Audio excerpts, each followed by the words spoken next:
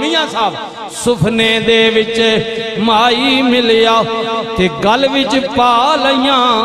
बावां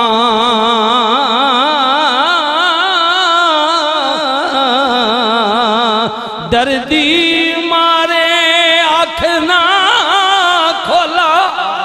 ओ किदे फेर विछड़ना जावा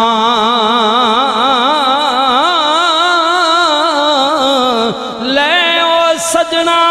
हवाले रब दे ते जान दिती रात तेरे हसर दिहाड़े हे शर्मा तेनू